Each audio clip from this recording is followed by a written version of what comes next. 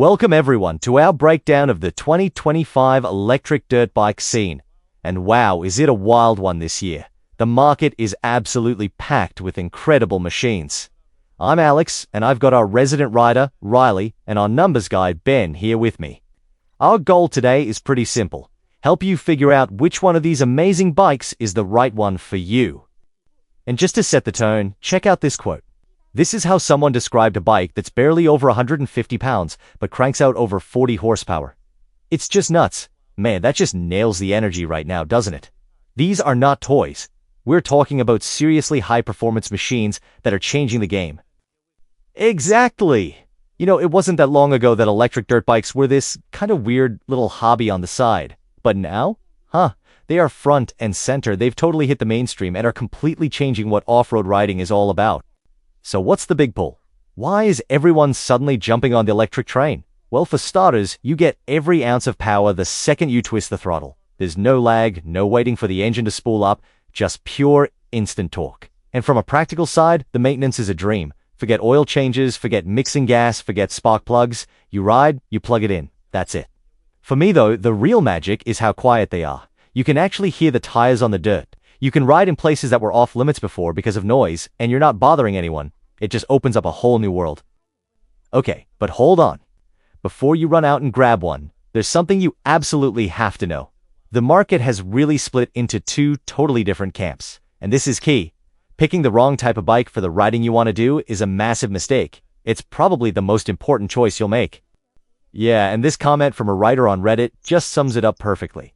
You've got these full-on serious motocross bikes on one hand, and then you have these lighter, more nimble trail bikes on the other. Right. They're built for completely different purposes. You've got to know if you're hitting big motocross jumps or weaving through tight forest trails. Alright, so this is the big fork in the road. Over here, you've got the Hyperlite category. Seriously, think of them like mountain bikes on a whole lot of steroids. They're under 200 pounds, super flickable, and just perfect for tight, technical single track. And on the other side, you've got the true MX heavyweights, like the Stark Varg. We're talking 300 plus pounds. These things are built like tanks to be super stable and soak up huge landings on a track. So for today, we're going to focus on that Hyperlite category, because that's where things are getting really interesting. Okay, this is where I get to geek out. Let's talk numbers. The crew at Electric Cycle Rider did this awesome massive shootout, testing 9 of the top Hyperlite bikes. And they didn't just have one guy ride them. They brought in a whole range of riders, different sizes, different skill levels, to get a really complete picture, which is exactly how you should do it. Now just look at this table for a second. The spread in specs is kinda wild. You've got bikes like the Zero XB down here around $4,000 with about 7.5 kilowatts, and then you go all the way up to the EWatt 2.0 at almost $6,500, pushing a totally insane 30 kilowatts of power. And get this, the most powerful bike isn't even close to the heaviest. These numbers start to tell a really cool story before you even swing a leg over one. And you really need to see this power difference to get it. It's not a gentle curve. The top 3 bikes, the EWatt, Ventus, and E-Ride Pro SR, they're just playing a different sport. Yeah, 30 kilowatts is just... it's a ridiculous amount of power for something this light. Let's just say it makes for some unforgettable moments on the trail. Okay, but all that power doesn't mean a thing if the battery's dead 10 miles from your truck. As a trail rider, this is the shot I really care about. And it's not even close. The Arctic Leopard is the clear winner here, hitting 35 miles in their real-world test. For anyone who likes to go on all-day adventures, that is a massive, massive advantage. Alright, so let's move past the spreadsheets. What do these bikes actually feel like? Let's start with the E-Ride Pro SS. This was the bike that just made everybody smile. It wasn't the most powerful or the lightest, but it hit this perfect sweet spot. It was the just right bike of the group. And this quote really says it all. You just get on it, and it feels right. The power comes on strong, but it's predictable. It doesn't try to scare you. It builds confidence immediately, which is huge, whether you're a total newbie or a seasoned pro. Okay, just right is cool, but what if you don't want just right? What if you want something, well, something that feels like it's trying to tear your arms off? Then we need to talk about the Ventus 1 Plus. This thing is an absolute rocket ship, built for people who love speed and love to tinker. And the numbers absolutely back that up. It has the best power-to-weight ratio of the entire group, but its secret weapon is the tunability. Right. If you're the kind of rider who loves plugging into an app and tweaking every little setting to find that perfect feel, this bike is your dream come true. But if you just want to get on and ride, all that complexity might actually be a downside. So, after all the dust settled, if we had to hand out medals, this is how it would shake out. The eRide Pro SS 3.0 gets the gold as the best all-arounder for the widest range of riders. The Ventus 1+ easily takes the silver for being the king of speed and customization. And the Arctic Leopard XE Pro S snags the bronze for that incredible range and its super stable, confidence-inspiring ride. But look, a podium finish doesn't mean it's the best bike for you.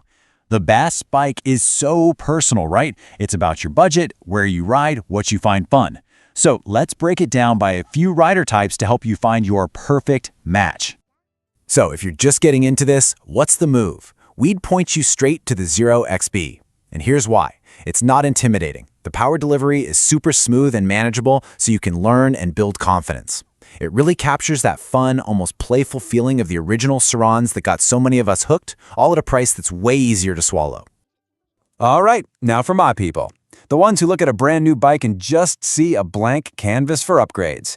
For you, check out the '79 bike Falcon Pro. It's a solid, affordable starting point, and the best part is, the aftermarket world already knows it inside and out. Finding upgrade parts is a breeze. Just think of it less as a finished bike and more as the perfect foundation for your dream build. But what if your goal is just to ride as far as humanly possible, to get way out there? Then, range is the only spec that matters. And nothing in this test even comes close to the Arctic Leopard. That 35-mile range, that's not just a number on a chart. That's the freedom to explore that extra trail loop you've always been curious about. And with its longer, more stable frame, it feels incredibly planted and secure when you're miles from anywhere. So when you look at all of this, it's just incredible. It makes you wonder, where does this go from here? I mean, the pace of change in this category is just mind-blowing. The bike that was top of the line last year is just average now. The innovation is happening so fast. And I think this is the most important point. The whole idea that choosing electric means you're making a compromise on performance, that's over. That argument is dead. In a lot of ways, with that instant power we talked about, these bikes are already way more capable than a gas bike of the same size.